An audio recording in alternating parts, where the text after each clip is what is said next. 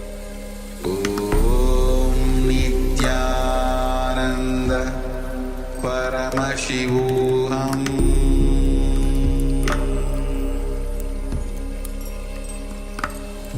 Om Nityananda Paramashivoham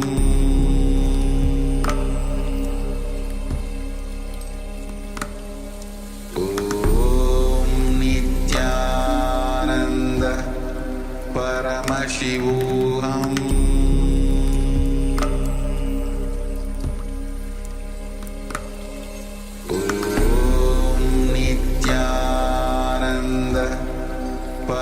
Paramashivoham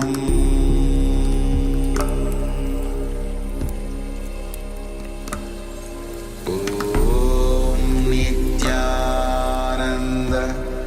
Paramashivoham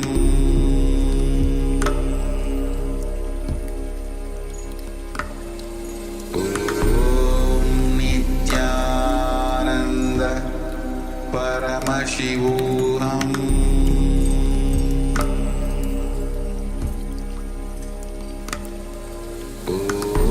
Om Nityananda Paramashivoham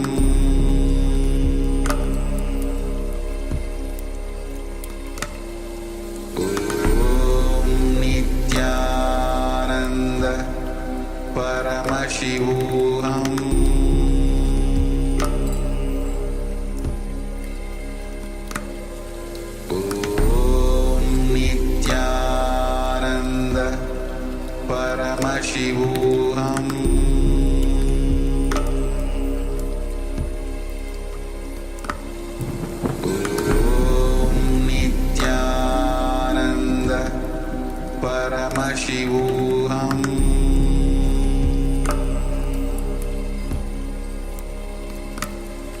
Om Nityananda Paramashivoham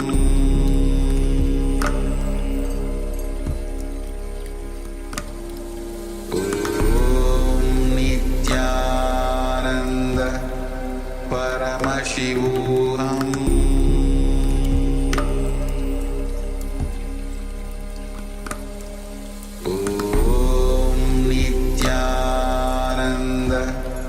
Paramashivoham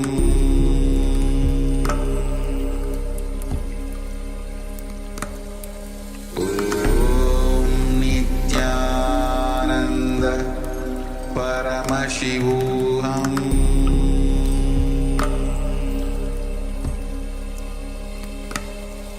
Om Nityananda Paramashivoham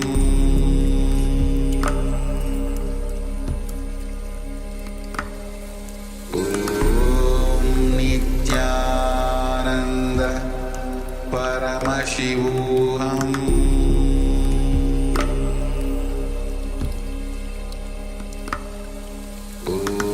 Om Nityananda Paramashivoham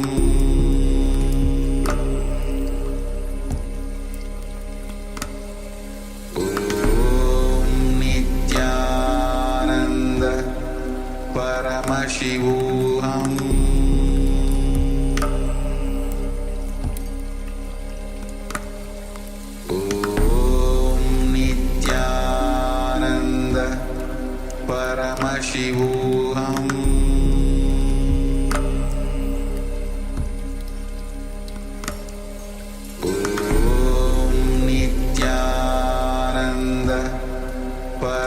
Paramashivoham Om Nityananda Paramashivoham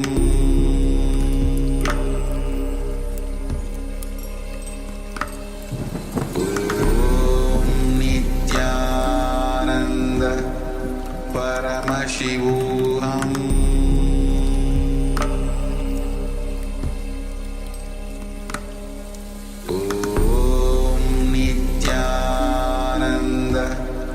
Paramashivoham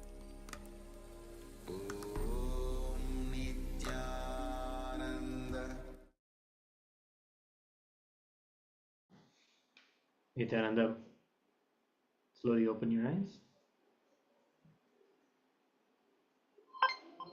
Slowly. Make sure you allow the light and everything to slowly open so that you don't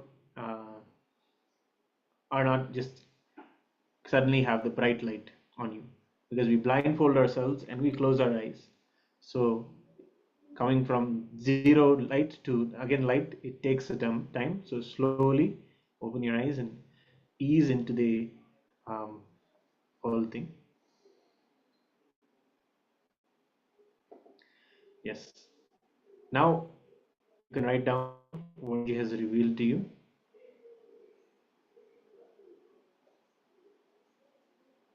Take a few moments and share the revelations from the third eye here in the Zoom chat or on YouTube, wherever you are tuning in from. Let's take a few moments to share, and then we're going to project the image once more to verify the power manifestation.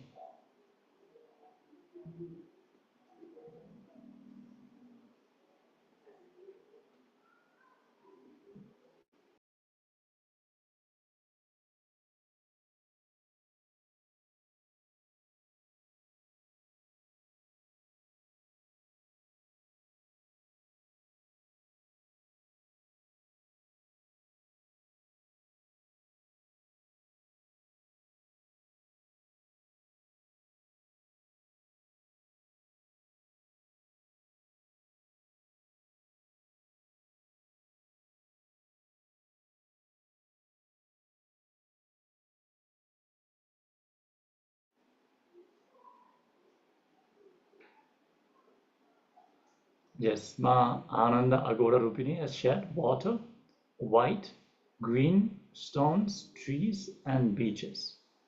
Okay, thank you for sharing, Ma.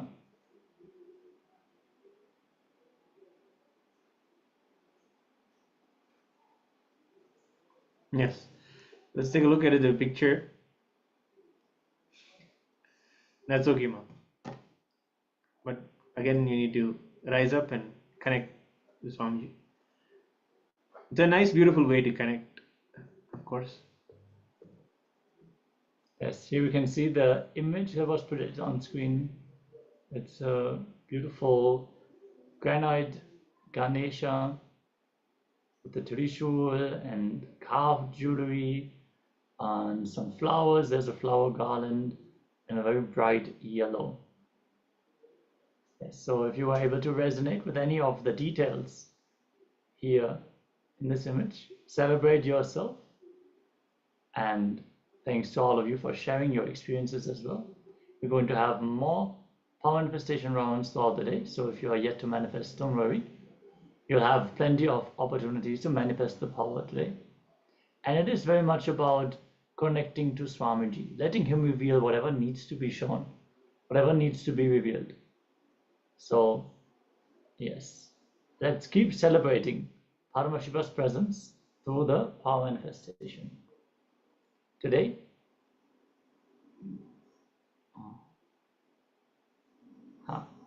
Ma Ananda Agoda Rupini is sharing that the first thing that she received was great. So, great. Thank you for sharing that. Today is all about relationships, how we can heal our relationships. And we're going to start off with a Jnana segment where Swamiji is going to reveal the Jnana, the pure knowledge from the cosmos, how we can have successful relationships. What does it mean to have a successful relationship in the first place? So let us all listen deeply, because this is one of the fundamental aspects of life. Not only the romantic relationships, but all relationships with all people, with all beings, with everything of existence. So let us listen closely as Swamiji is sharing these revelations.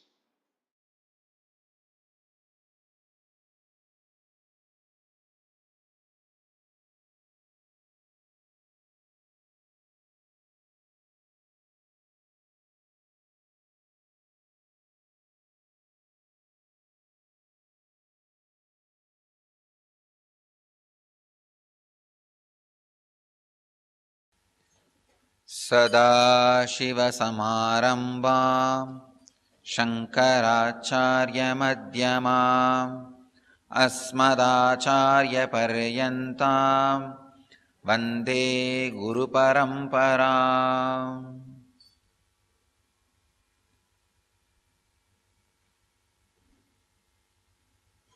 I welcome you all with my love and respects.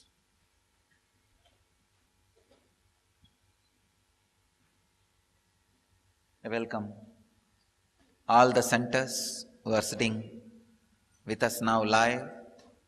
I welcome all the cities, satsang centers who are sitting with us in two-way, and the cities and centers who are sitting with us through webinar around the world.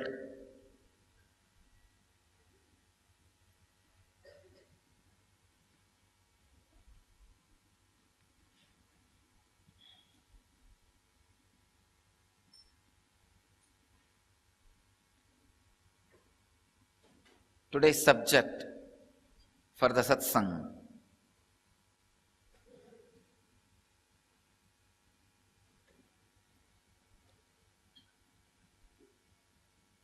meditation, magnificent state of bliss.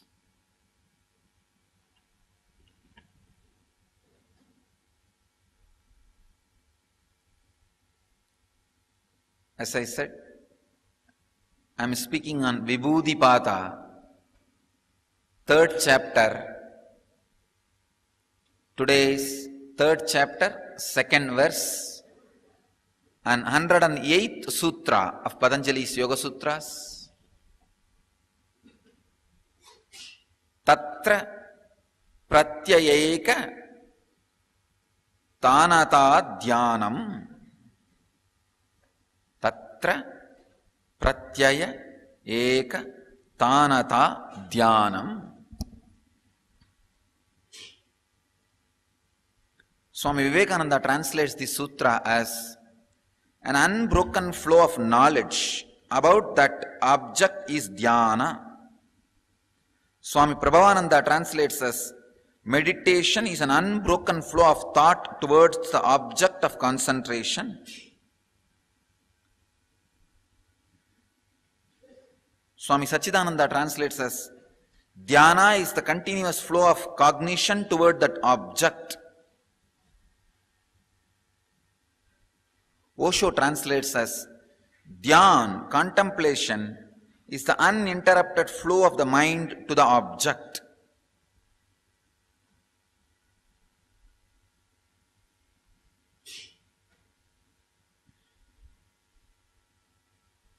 I'll translate this word dhyan as raising the frequency to the certain level, the object on which the meditation is happening and the object which is meditating, both of them lose their boundary and becoming one with each other. This is what I will call as dhyana. Please understand. I am not just translating. I am giving you the exact meaning. Dhyana means, for example, if I am meditating, doing dhyana on this cloth, raising the mind to certain frequency where the mind and this cloth loses the idea of boundary and they disappear into some space where there is no difference, where there is no two exists. It is all about one. Please understand.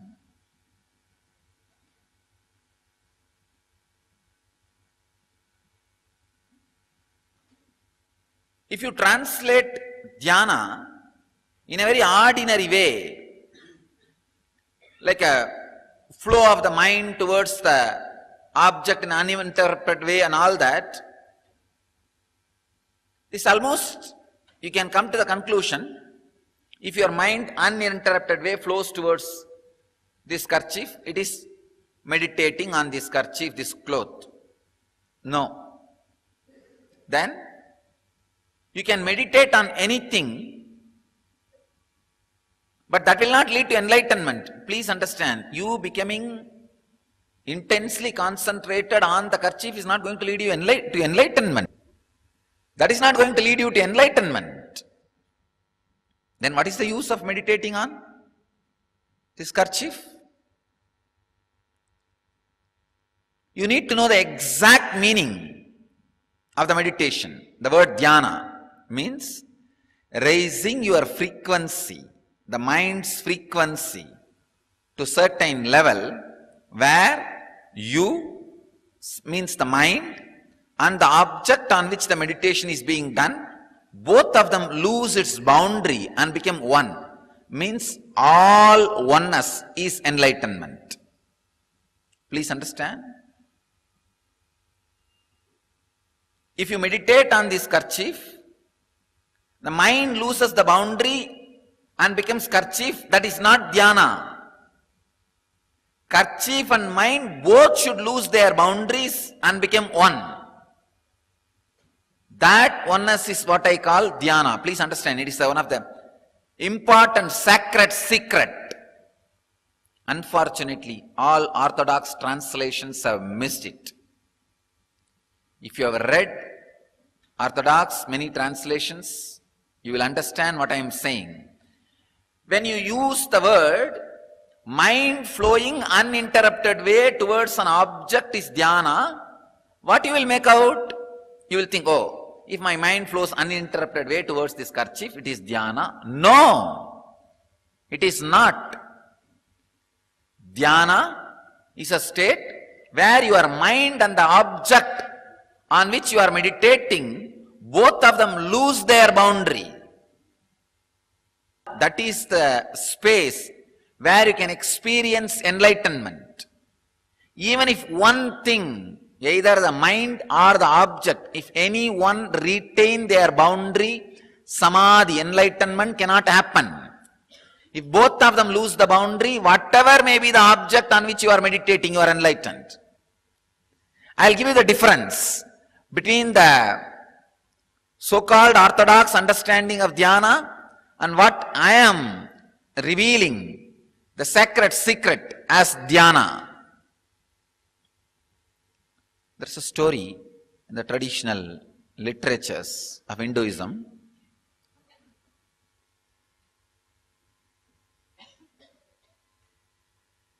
Story of Rishi, Bharata.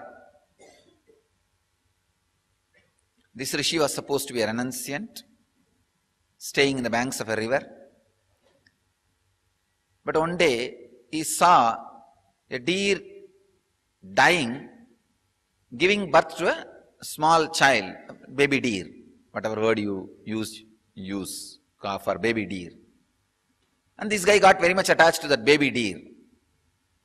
And he started taking care, because no mother, he started taking care. Slowly, the attachment grew so much. At the time of death, this Bharata was continuously thinking of the deer, worried about the deer, so attached to the deer, he died and took birth as a deer and came back to live with the deer. This is what will happen if you understand the word meditation or dhyan in so-called old way. What happened here? The uninterrupted flow of a mind of Bharata towards one object has happened.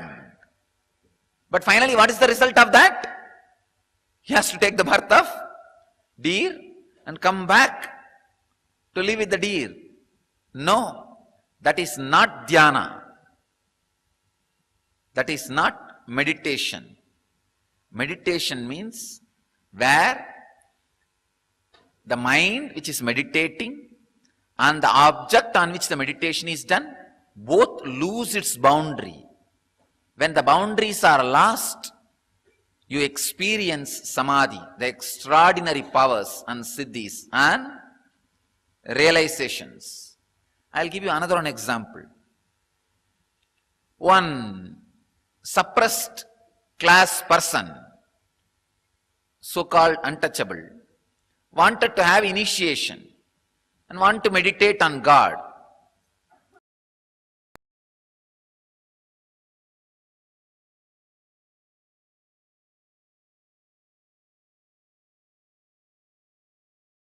Listen, relationships are not something separate from you.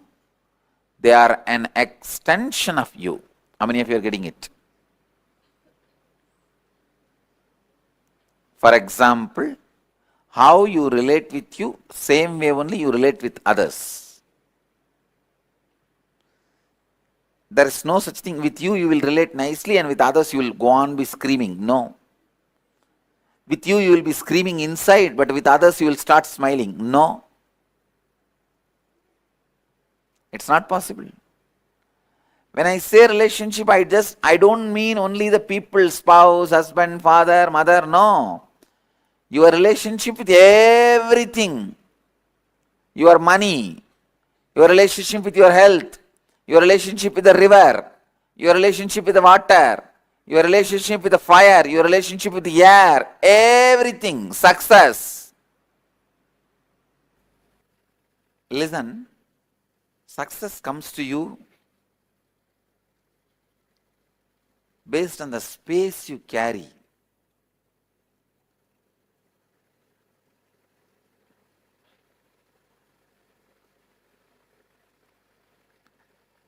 Suddenly from two big mutts,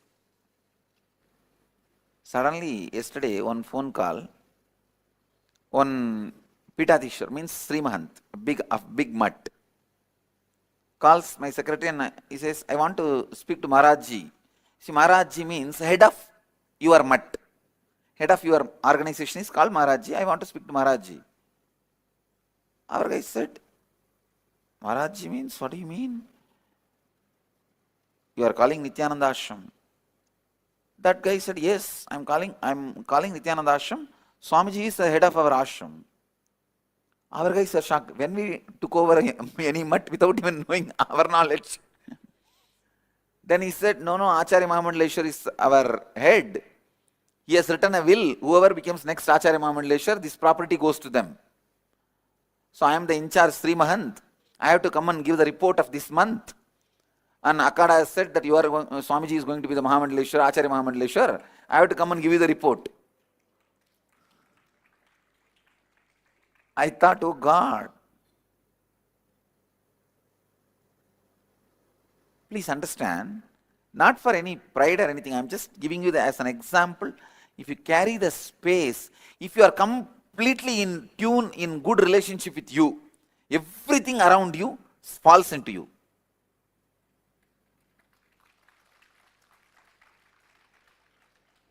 Please listen.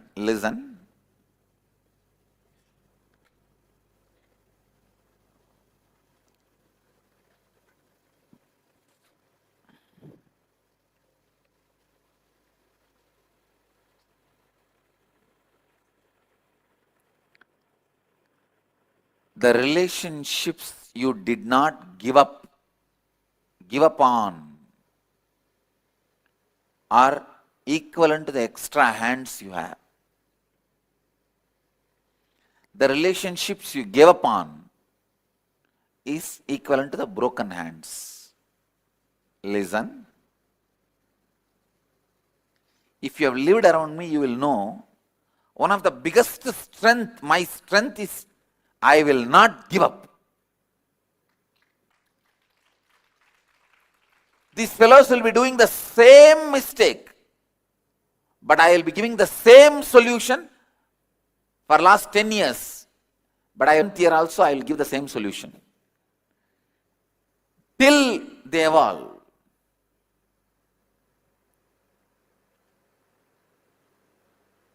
Some of the fellows in the ashram, they don't even have the intelligence to make new mistake.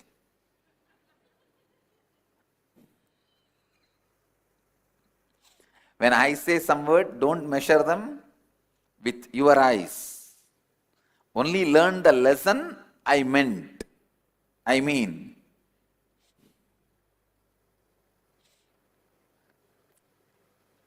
Even if it is a dust, if it sits with the flower and gets into my head, it is in my head. Understand? It is worshipped.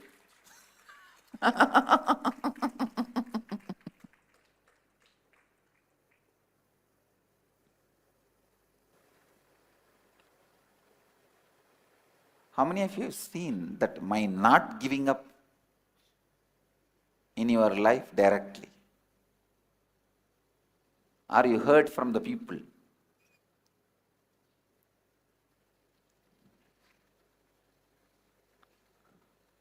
I'll scream as if now if you don't transform, you will be killed. But even if you don't transform for 12 years, I will not reduce the spirit of screaming, I will continue to scream. Usually what you do, when you train people, you don't show the strength of training. Same way, when you after 2 times, if they are not trained, you give up on them. Both are wrong. In training, I will train as if you don't transform now, you are dead. But he will not be transformed for next 10 years. He will be doing the same nuisance. I will continue to be screaming same way. But I won't give up. Not giving upon people. Listen. Only when you don't give up on you, you will not give up on others. Please understand, I am giving you some of the basic tips to raise you to the real understanding about relationship. If you give up on others, you will simply give up on you. If you have the pattern of giving up on others, I guarantee you will have depression. Because depression is nothing but you mentally giving up on you. How many of you have the pattern of giving up on people? I told, they are not listening, what can I do? All of you be very clear, you will all have depression. Maybe having or yet to get. But you are on the path of depression. No, it's true. Whether it is in your office, in your house, in your team, in your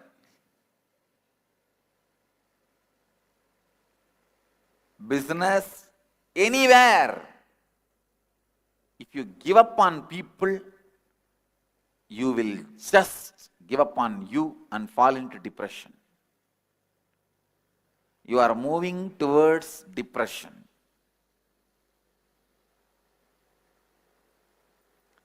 Because, listen, please listen, drop everything and listen. I'm still seeing people writing. No, drop the pen, paper, listen. The conflict outside, if you give up, why you give up? Because you don't have the clear ideas to move further. Understand? You don't have the integrity and authenticity to break through that conflict, to break open that conflict. That is why you give up. So you are not able to face the conflict. Am I right? So the same thing only for you inside also.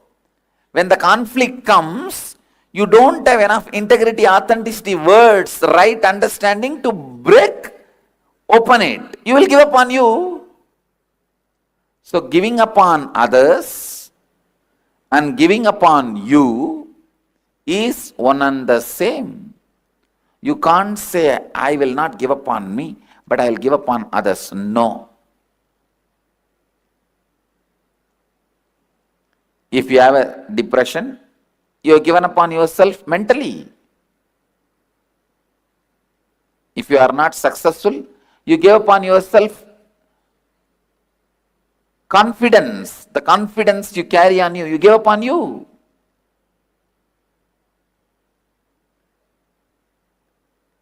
All failures are nothing but giving up on you. Listen,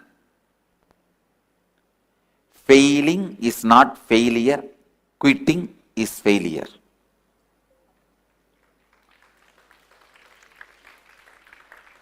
Failing is not failure, quitting is failure. When you give up on you, failure happens to you. Not till then. Not till then.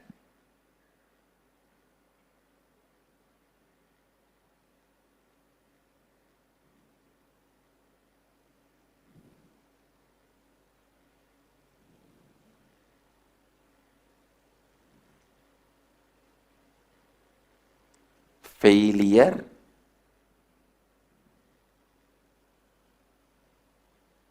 happens to you when you give up. Not till then. Not before. Giving up.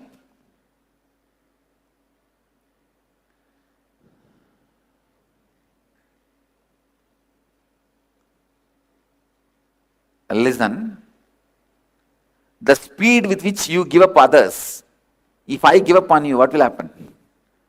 No one will be here.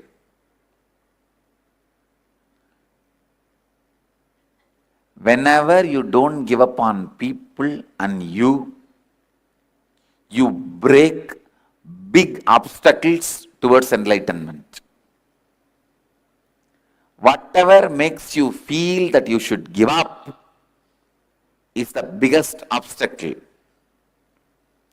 If you break that and don't give up on you and others, you have moved closer to enlightenment. You move to the next step. Just 2 minutes, small exercise I want you guys to do. How many relationships in your life you gave up and how many you are not giving up and still holding? Make both the lists. Listen. How many you gave up is a minus of your life. How many you are still holding without giving up is a plus on your life. Now we will know the life's calculation. Whether your life is running in profit or loss.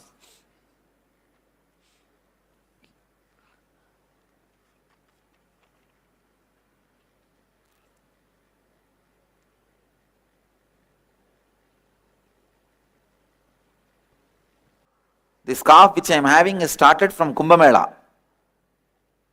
The eosinophilia went high, but I did not give up on me. No medicine, I did not take any medicine. Just in a month, eosinophilia came down. But then this tonsillitis, I was somehow avoiding the medicine. Finally, anyhow, I started taking the antibiotics, the allopathy medicine.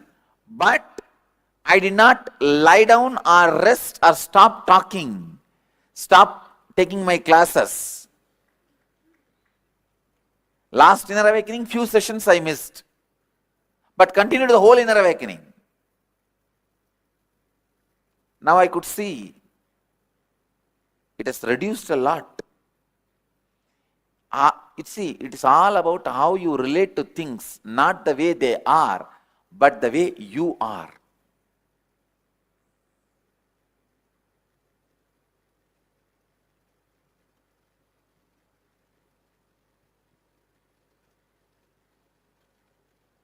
Do not give up on people in your life because people are everything.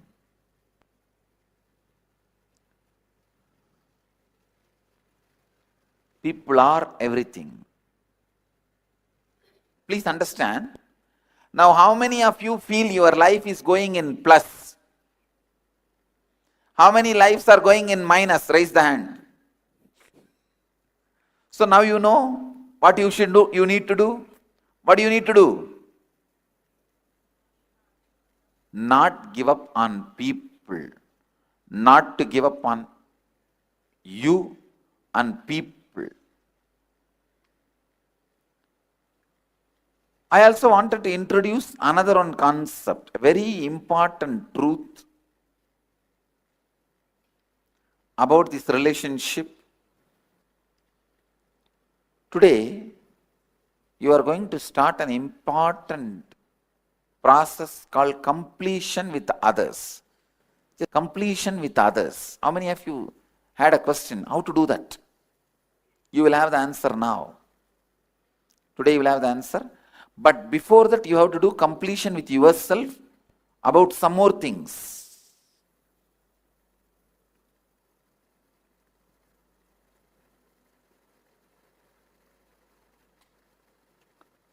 This concept of completion with you and completion with others needs kind of a certain arguing. Means I'll be giving you some idea, you have to think through and come back to me and argue with me, then internalize. Usually, always in all arguments, if I conduct the argument, it's a failure because people don't argue with me. I'm too heavy to argue.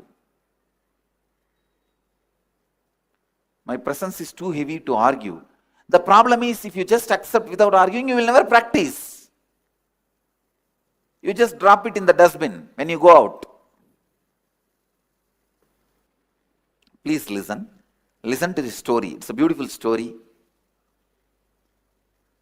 How many of you know the story that Narada, a great rishi, went and gave a knowledge, enlightenment mango to Shiva? How many doesn't know the story? At least for all of you, I will tell the story once more. There's a mango. If you eat, you will get enlightened. So Narada goes with that mango, and it is possible. Please understand. You can ask, how can enlightenment happen by mango? If that a leaf or a fruit can be taken and programmed, the right biomemory can be programmed and inserted into your body, your biomemory will absorb that programming and be awakened. It is possible. I am working on it. Still I am not seen the breakthrough, but I am working on it. If you go into the Gurukul area, you will see some 18 trees, neem trees, having the what you call in the Western biology, what do you call that? Parasite. Parasite. But here in the Eastern tradition, we call that as Pullurivi, means from one tree making the another one biomemory to happen. In the neem biomemory, you will see bilva biomemory happening. See, there was a tree, huge neem tree. In that neem tree, the biomemory of the bilva was there, and both were from the neem tree, the bilva tree has happened. Not in the edge of the branches and all. From the branch itself, it has happened. In the early times of the ashram,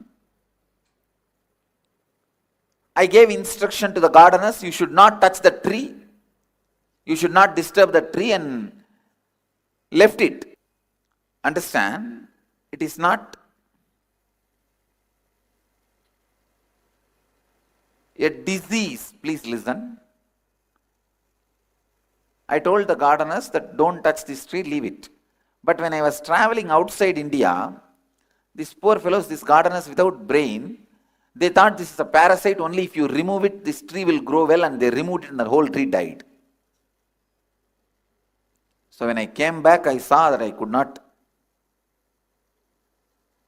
because it was such a high energy. Then I just looked around and said, let all the trees grow the same bilva biomemory, and 18 trees which were standing around have started growing. All of them have it now. It is the putting the another one biomemory. Biologically they say no, it is a parasite and all these, that. All the 18 trees have that. With that leaf only you can do this process in Siddha tradition.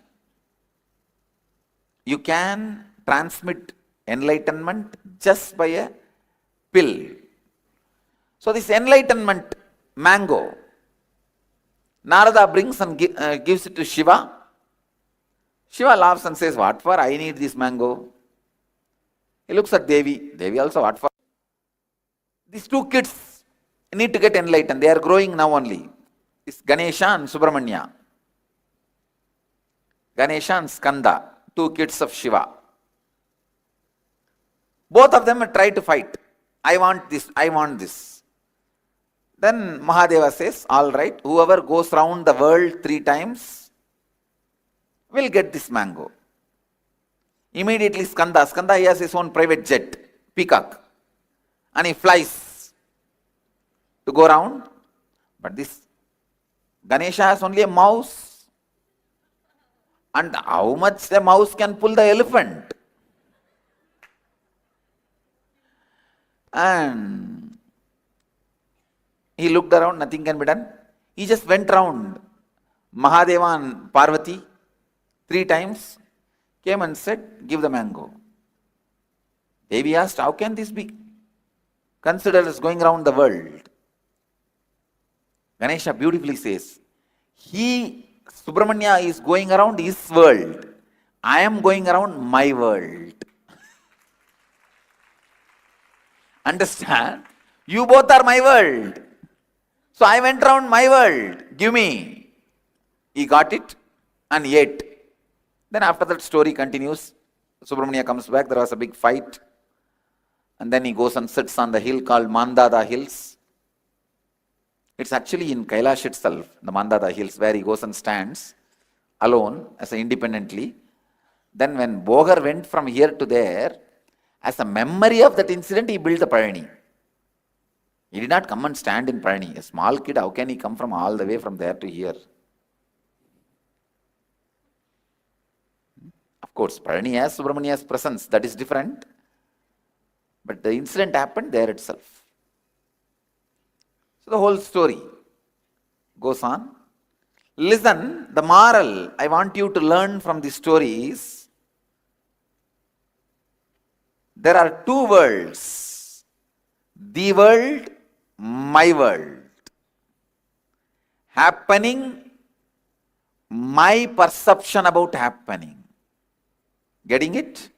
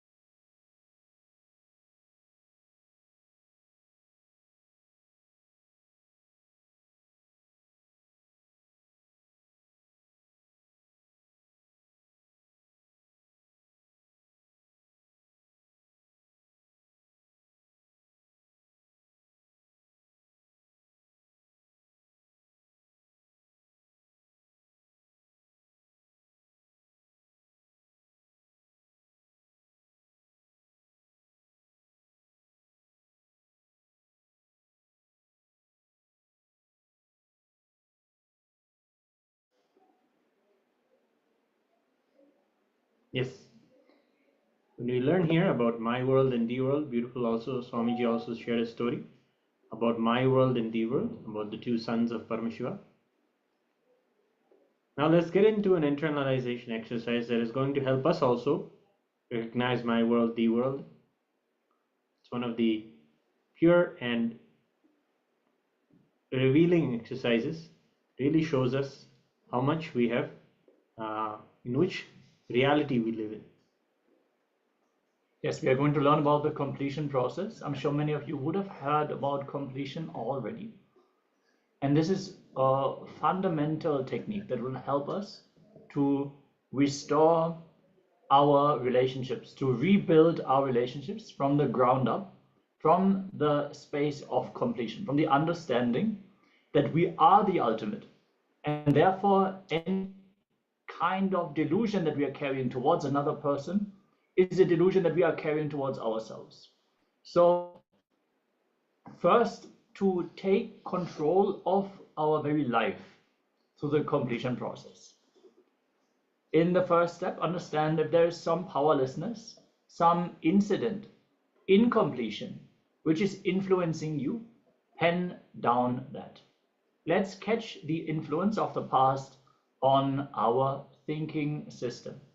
So, whatever it may be, in our relationships or towards ourselves, the way life is happening towards us, if you feel powerless, for example, no matter how much I try, I'm not able to move this person.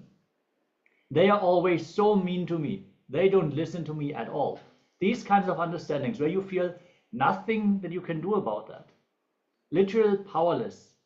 You don't have control over that incident. Write these things down. Powerlessness is always grounded in an incompletion that we are carrying. Once more, for all of you who are not so familiar with the completion process, an incompletion is a hangover from the past, sitting on the present and influencing your future. So you would have had some experience in the past that would make you to jump to some conclusion about yourself, about how you should hold yourself, show yourself to other people, how other people are looking at you, and how the world and people are. How is life? These ideas and cognitions you would have built based on incidences in the past. So you are still carrying these images from those past incidents in the present moment. Now we need to understand the present moment is not directly related to these incidents from the past. So whatever conclusion we arrived at in the past doesn't automatically apply to the present moment as well. So if we use the logic from the past and try to make our life work in the present, it will not work. We will see that we run against a wall. We will not be able to have the same success we might have had in the past using the same logic, because the situation is fundamentally different. So when we carry incompletion, we close ourselves to reality. We project an idea on reality which we believe as true, but which is not actually true. So in this process, we can remove these blindfolds and actually be able to perceive reality as it is, and then take the decisions based on what is actually there. So in the second step, we are going to relive to relieve. That means the past powerlessness, which is influencing our thinking, we have to relive through the incidents when we picked up these cognitions. So for example, I'm not able to speak into this person's listening. They're not listening to me. If you have this feeling, this idea, look in what is the first incident when you picked up this thought current. It doesn't even have to be with that specific person. Since we are using the false ideas and conclusions from the past and projecting them on the present moment, that might have been with a completely different person. So a different person, we would have that anxiety. We're trying so hard to speak into their listening, but they don't want to listen. We're not able to deliver the message that we have for that person. That feeling inside, what is the feeling? Frustration, maybe anger, sadness, so many things can show up in that incident. So we have to look in and dig deep. When did I experience exactly this feeling? maybe even suffocation, like a tightness in the chest. I'm not able to express myself. When did I experience this for the first time? And live through that moment. Understand? There is a big difference between remembering and reliving. For example, something happened in your life at the age of 8 or 9, which is still influencing your thinking today. Once a man came to Swamiji and said, Swamiji, I never go to the beach. When I was a small boy at the age of 7, I went to the beach with my father and I witnessed a murder. A guy was killed on the beach. So at that moment, he and his father, they just ran away. Naturally, that boy was scared. He was so frightened seeing a murder happening on the beach. But even at the age of 57, this man does not dare to visit the beach, because the moment he sees the beach, immediately that fear kicks in, and he's not able to separate the beach from the murder incident, even though it is a very rare occasion to witness a murder at a beach. That false connection has been built in the brain of that man. Like that, we carry the same false connections, which are the incompletions that we are holding on to. So we judge certain people, we judge the other gender, maybe the same gender, maybe our father, our mother, our siblings, based on certain false ideas that we have built in the past. So it's very important to relive, not remember. Remembering means, okay, I am this person at my current age, and I remember back in the day when I was that young, I had these ideas, but now I know what I thought was wrong. No, that is remembering. Reliving means you set yourself back to that same age, that same intelligence, that same level of awareness, and that same emotional state. You have to relive the experience as you have experienced it without judging it from your current understanding. You have to remove all that understanding that you have built now and go through the emotion as if you were living through that incident right now. So I hope this is clear for all the participants. If you have any questions about the completion process, please share that so we can bring the clarity. And yeah, right now, if you experience any incompletion towards your relationships, today we are going deep into the relationships that we have in our life. So for each person that you have in your closest circle, which is called your teamily, that means your team and family together.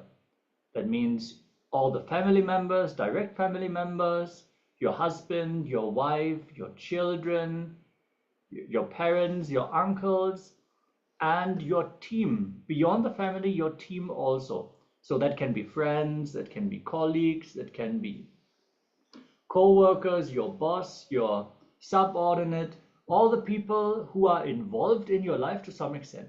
Doesn't mean that you have to like them. As a matter of fact, most of the people in our team we might actually not like too much, but people who have a significant influence on our life, people who we see on a regular basis, who we talk to on a regular basis, or people who we avoid to talk to on a regular basis. So whoever is there and whose opinion about us matters to us. So we might not like our boss, but when he's talking to the other co-workers and he's bringing a bad remark about us, we feel hurt. Like if there's a random person on the street, their opinion about us will not matter to our lives. But if our co-worker has like a very strong feeling about us, that will impact our life. Because again and again and again, we meet that person. So over time, we also start developing something around that person. So we need to look into every relationship that is important to our life. And we need to look into the incompletions. So wherever we feel powerless about that relationship, we have to pen that down. And then go back to the past incident where we had this kind of feeling for the first time. And relive that incident again and again. In the beginning, that might be a very emotional experience, You might go through tears. You might get angry. You might feel that anger inside, that injustice that has been done to you. You might feel all that. But reliving it again and again will lead to a state of calmness where you can detach the experience that you had with the ideas that you developed about life, about yourself, others, and how you have to play your role here in your life. So being able to disconnect that will bring immense calmness and completion. So that is why we have to relive the incidents again and again, go through the emotion again and again, until we can go through that incident without going through that emotional curve. We will be able to go through that experience being detached, just an observer, not stuck in that emotional trouble anymore. So let us take a few moments. First, write down all the incompletions that we have, and then go back, find the incidents when we have experienced this for the first time, and relive them until that pain is not there anymore. Again, if you have any questions, please let us know, and let us get ready for this very powerful technique that Swamiji has given, which is a direct, straight way towards enlightenment itself. Because the way we separate ourselves from the entirety, from oneness, is only through incompletions. So, requesting all the participants to please settle down. Have your pen and paper ready. You're going to take a lot of notes. And let's get ready for this completion exercise, the first completion exercise of the day.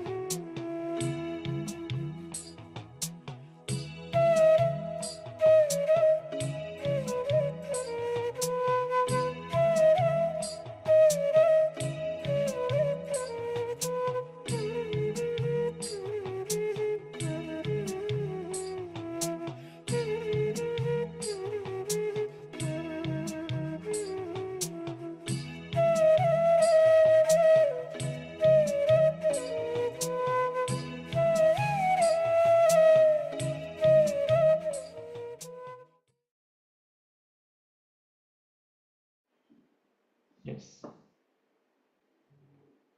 You can give a thumbs up whether you have completed the step of this exercise. We're going to have more completion sessions throughout the day in various different angles.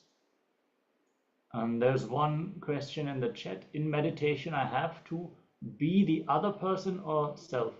No, you relive the incident as you have experienced it. So from your own perspective. And if I have negative thoughts about other person, then how to relive? Please explain. You relive exactly how you experienced that incident. So if you were benevolent towards that person at that time, but now you are not, you would relive it with that benevolent kind of mindset. From that point in time, how you felt in that time, not now, how you felt in that time. That is very important. I hope this answers your question, Ma. And yeah, don't worry, we're going to have more completion sessions throughout the day.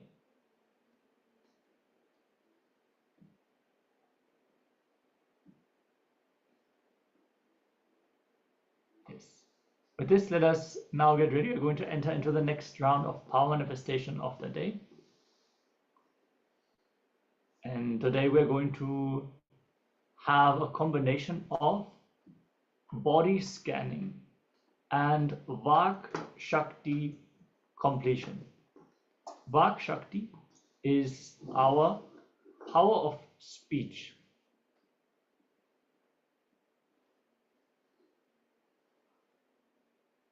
So we're going to go through various different rounds. It is also basically a completion technique.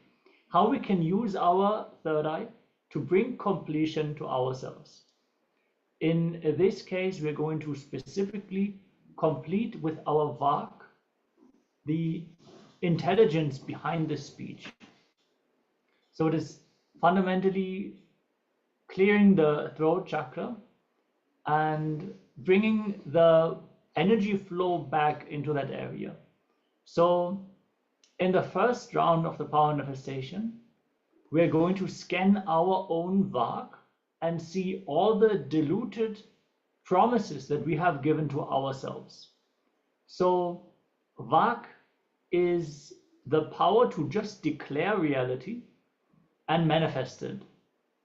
So Vak is inhibited by non-integrity. When we give a word, but we do not fulfill that word, that is non-integrity.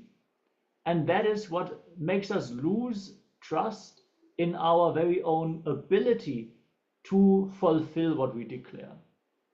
And when Vak gets polluted more and more through non-integrity, the weight our words have lose more and more of the words we give lose more and more of their weight. So for example, we make a promise that we are going to be there on time, maybe to a friend of ours, but they know that we always come late. We always come late. And we prove it again and again that we do not arrive on time. That time when we make a declaration, yes, I'm going to be there on time, they will not believe it. And we ourselves will not believe it. And we will not make it happen. That is just how it is. Bringing completion to the Vak means restoring the very power that our words carry, to the point where we can just declare something and without our own intervention, it will manifest. We will be able to move people. They will have trust and confidence into the words that we are giving. And a lot of health benefits also come with that. When the Vak is chronically polluted, the throat region, which is very fundamental for complete health, will be restricted. So let us get ready and enter into the first step. This is going to be a unique kind of power manifestation where we are going to go through steps, different steps for each of the power manifestations. So once more, in the first round, we're just going to sit, and with our own third eye, we're going to scan the throat region, center ourselves in the throat region, and scan our Vak for all the diluted promises. So I might have said to myself, yes, I'm going to be a great inventor. I'm going to be an engineer. I'm going to invent great machinery. But then along the path of life, I would have made different decisions and I would not have become an engineer. So it would have been a diluted promise. I told myself this is what I'm going to turn my life into, but I did not do things that you have promised yourself. I'm going to stop having cheat meals. I'm going to stop eating after sunset. I'm going to start doing yoga every day, 4:30, Brahma Muhurta. I'm going to do it. But you did not do these kinds of words and commitments that you have given to yourself. We need to understand that when we are making these promises to ourselves, we listen. We can hear the words that we are giving to ourselves. So when we don't fulfill them, we ourselves lose trust in ourselves. And that's how all the self-doubt, self-hatred, and self-denial starts. So let us start by looking in, scanning all the diluted promises that we have given to ourselves. For this, we're going to connect to Swamiji in our inner space and chant the Mahavakya. Om Nityananda Paramashivoham. Om Nityananda Paramashivoham. Om Nityananda Paramashivoham. With the power of the third eye, scan your own Vak. Let Swamiji reveal all the diluted promises that you have given to yourself that are blocking your Vak Shakti. Let's enter into this power manifestation. Keep vibrating with the Mahavakya. Let's begin. Nityananda Paramashivoham.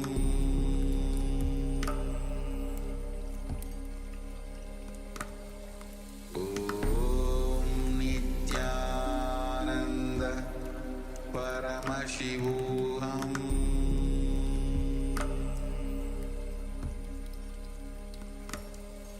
Om Nityananda Paramashivoham.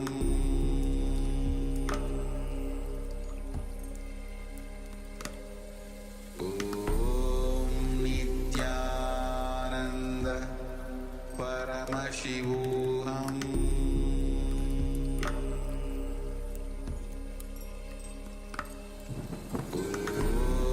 Nityananda Paramashivoham.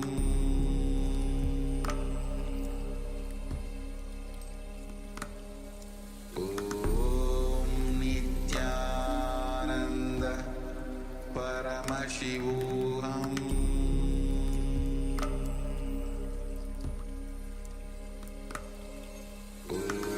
Om Nityananda Paramashivoham.